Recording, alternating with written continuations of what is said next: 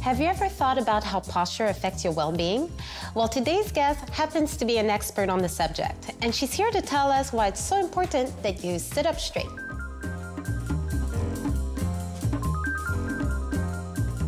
My name is Annette Verpillot. I'm the founder of Posturepro, and my passion is raising awareness about posturology around the world.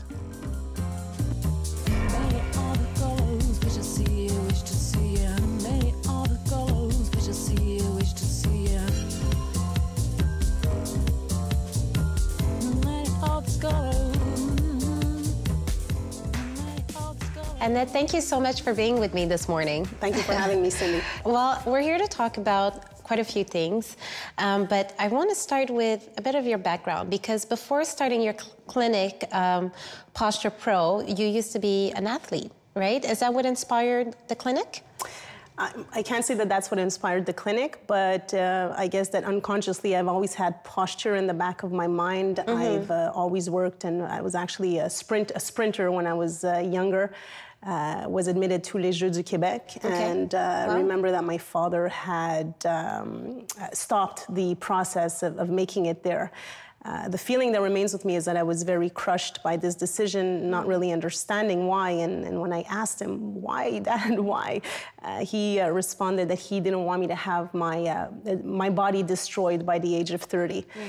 So I guess that unconsciously it resonated and stayed with me. And don't want to say we all have a life's purpose, but slowly my life kind of took me in the direction of opening a posture clinic called Posturepro. So that definitely had some influence, right? You were probably thinking about that the whole time, because there are high rates of injuries among athletes, Yes, which, I was lucky enough. I was 8 years old. From 8 to 12, I was competing. I never really got injured. I can't say that I remembered the injuries with the athletes, but I remember my father being very concerned about it. Right, because I have a few friends who have been, in different sports, and especially knee injuries. That's the one I hear the most about.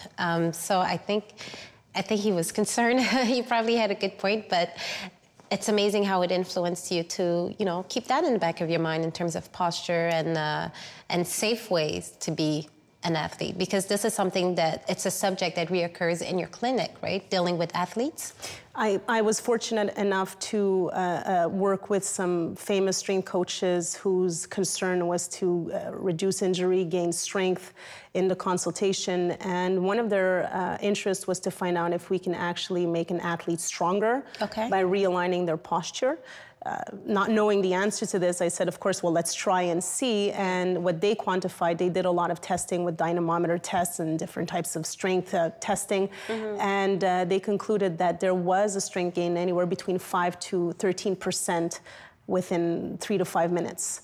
Wow, so that's a significant increase in such a short period of time. According to them, we're talking about anywhere between 6 months to 1 year's training to gain those results. Wow. So the idea behind that is if we can have the athletes aligned before they actually do the sport, can we prevent injury, and can we make them stronger or help them reach their higher potential? Okay. Now that you have this evidence, do you reach out to more athletes, like in schools and things like that? I try to, definitely, keeping in mind that there's only 24 hours in a day. Right, of course. No, I really try to, but I have different aspects of the clinic, is obviously, as we were discussing before, most people are not athletes. If I can help increase strength, I certainly will, but I also work with a lot of people who have common chronic injuries, popular ones being the knee, lower back, ankle, shoulder, headaches, migraines. Are those the top ones? Knees and back, lower back? I feel like that's the one I always hear people complain about. The popular ones would be ankle, knee, hip, lower back. Lower back is a huge one, thoracic, cervical, shoulder, and migraines. Oh, wow. If you combine all of these together, you have a nice great expenses at our cost, of course, to try to manage the symptoms. Right. But the athletes is absolutely important to.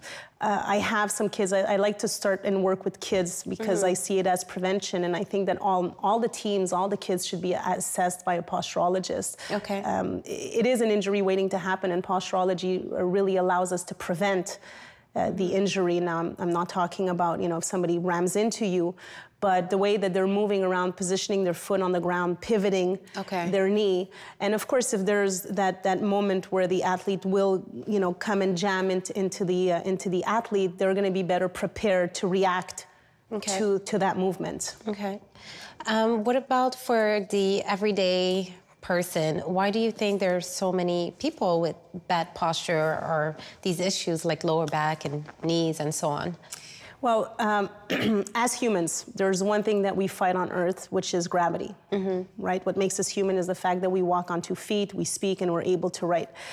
Keeping in mind that if we walk on 2 feet, we rely on our body, our muscles, left side, right side of the body, to be able to sustain that gravity.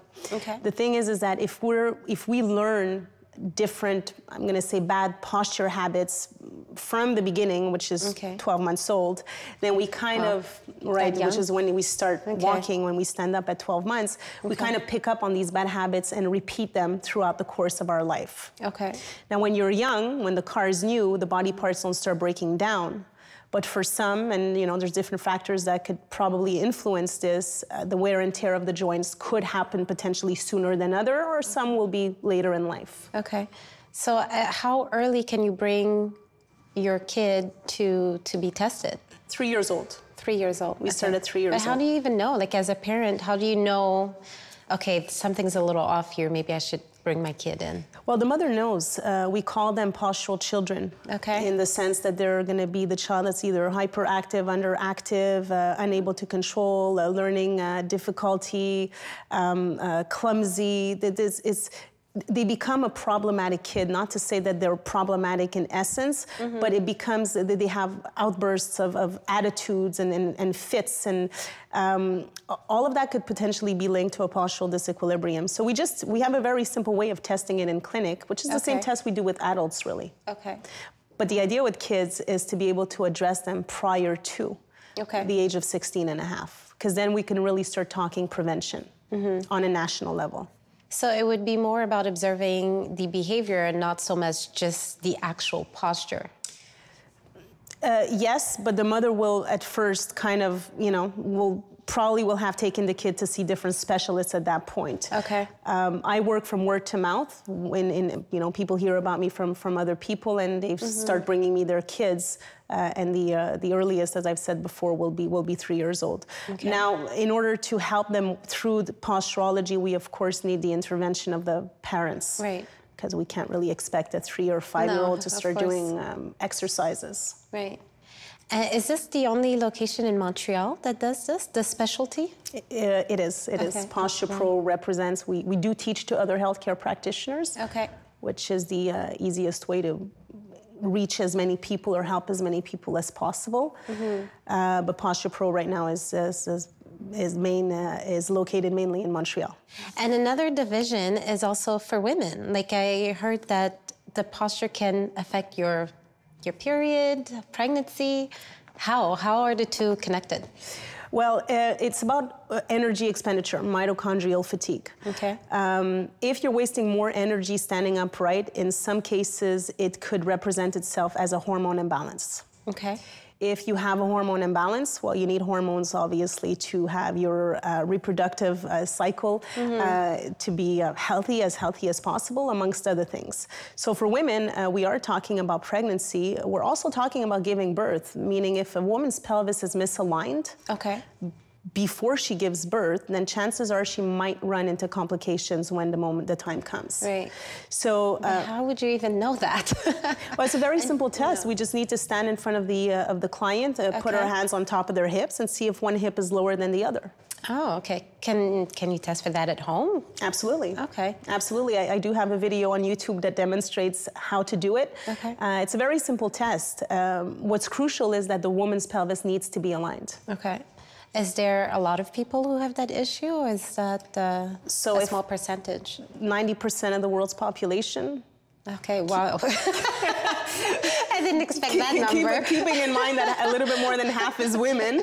But yeah, 90% of the world's population, which I think is what, 7 or 8 billion? It keeps on changing, right? It keeps on changing. So let's talk about 3.5, roughly, I'm rounding it up, 3.5 billion women. Wow. across the world misaligned, that are misaligned. Wow. That Okay. are misaligned, yeah. I'm gonna go check out that video tonight. I'll do a small demo backstage afterwards to show you. Wow, that's amazing. So it connects to so many things. How do you find the time to run the actual clinic while seeing patients? This I owe to my team. Okay. The team is I've learned to delegate. Delegating is extremely important, and everyone has their part to play in it, but we all have the same common goal. My passion being, of course, to be able to help as many people as possible. I think that I found my calling when I opened the clinic, not really knowing what I was getting into fully, is when I saw how the impact that you can have on someone's quality of life. Okay. So the idea behind that is to help as many people as possible. If I work by myself, and I'm rounding it up, I can't see more than, I don't know, 2,000 people a year. Right. But there's 3 million people in Montreal, and there's 50 million in Canada and 300 million in the States. So by training other healthcare professionals, then at that point I'm able to impact more and more people through posturology. And was that always the goal? Because I can tell you're very passionate about it. Was part of your passion, is it the people that you're helping, or is it also the business aspect of it? Or is that the downside of doing it, managing the business? No, managing the business, I think that when you like what you do, you don't really see, of course, there's always, ups and downs in the business, but I love what I do. So there's nothing that... From the clients to the management. The management, maybe not. I need help for the management because it becomes overwhelming at some point, right? So you need to bring people in that are going to help you, but they need to have the same perspective as you. Right. Right? You need to associate yourself. I think that this is true to be in any business with people that speak the same language that you do and have the same goals and passions so that you can excel at what you do. So I'm lucky enough to have found that team. Nice. But I am passionate per se. My goal, and I don't want to say my obsession, but really this obsession to be able to give the message to people that there are solutions out there, and it's not just about treating the symptoms; it's about treating the cause. Right. And I think that we owe it to the world, really, to know that there's a way out there that could address the body as a whole rather than scrutinizing and cutting it into pieces. Right. And then just managing the symptoms, which at the end don't really give much results. Right. And on top of it, you may be able to avoid some medications, right? With the proper training and testing. Well, I find, people are quick to get on medications. Right. Well, with the collaboration of doctors, of course, and by consulting and working with doctors and the patients, they're able to make a decision. The doctor is able to make the decision as to what's best for the patient. But, if someone doesn't have pain, if you don't have pain, are you going to go seek help? Right? So it kind of comes down to that. If people feel aligned, if they feel good in their body, then chances are they're not going to go so much consult a professional to fix their lower back if there's no lower back pain. Right. Okay. And the clinic is considered a wellness clinic because you do more than just the posture. You offer other services as well. Yes, but I'd say 90%, 80 to 90% really is based on posturology. So I really reserve my time just for that when I'm in clinic. Okay. And the rest of the time I'm trying to find ways to, developing courses outside of Canada and North America to be able to teach posturology. But I like the approach of global. Okay. A global approach, because everything is related. If we look at the body in essence, posture can affect hormone production, heart rate, breathing, emotions, chronic pain, every pain, the ones that we've listed before, cognition. So there are many aspects that we can, go tap into, but then again, it's still a question of how much we can actually do in a year. So we kind of typically give ourselves 2 or 3 goals every year, hoping to fill them up. So can you give me some tips that I can do at home? I mean, now I know about the hip alignment. I'm gonna try that tonight. What else can we check for? Is my posture good right now? Well, yes, because we're nicely sitting down on an awesome couch. Tips, very easy tips. I'd say the first one is we all have running shoes, right? Yes. I would say to cut the arches or to remove the insert that's in the running shoes. Okay. First and foremost. Second, I would recommend to do some eye exercises. Okay. eye exercises in the morning is very, again, we have a video on YouTube demonstrating that. It's very simple circles that you perform. You're just following with both of your eyes, a circle like this. Okay. And you're doing this for approximately 30 seconds. This will actually help realign your pelvis and your shoulders almost instantaneously. Just following a circle. Ideally small circle Okay. rather than big, but getting your eyes to move in synergy together. Okay. Oh, I have a homework to do. Well, it's a minute and a half per day, Right. so it's really not it's not deep or steep homework. It doesn't and for require someone who much can't time. do it, what does it mean? Most people could. I mean, you're tracking every day of your life. You're looking at me, you're kind of like focusing on a target. You can focus on any target that you look at. The idea behind it is to improve the quality of the focusing of the target. Okay. When we tend to get tired throughout the end of the day, 2 o'clock, 3 o'clock, it's really our eyes that are getting tired, and then our body kind of follows with that. Okay. So this is a good trick to help people out. They can take a minute in the morning and do it. Yeah, and even shorter than that, 30 seconds will do. Okay. If you take that moment and really relax and, kind of like, this is your time, this is your space, focus on the finger and just follow it in circles. Repeat it in the afternoon and at night, you'll be much better off throughout the day. Oh, okay, perfect. And, I'm kind of curious because the clinic's been open for about 10 years now, and you've been doing this. What kind of advice would you give? I was going to say to someone else, but actually, if you could speak to the you of 10 years ago, what advice would you give? Fear is a liar. This is not to be afraid that I think that, and everything kind of works out, right? I think it's important for everyone to find their passion inside and what they like and what they're good at. Right. And then to be able to create, for me, it was about creating mind maps, kind of worded diagrams that helped me lay out my ideas and my connections that I wanted to make. Right. So to trust that everything will be okay, not to be afraid, and to definitely have a plan to put in execution to, how should I say, be able to build the business that you're trying to build. Okay, awesome. Well, thank you so much, and I really appreciate you sharing all these tips, and I'm going to try all of it tonight. Perfect. Thank you so much for having me. My pleasure. And thank you to you guys for joining us on another episode of Couch Talk. See you next time.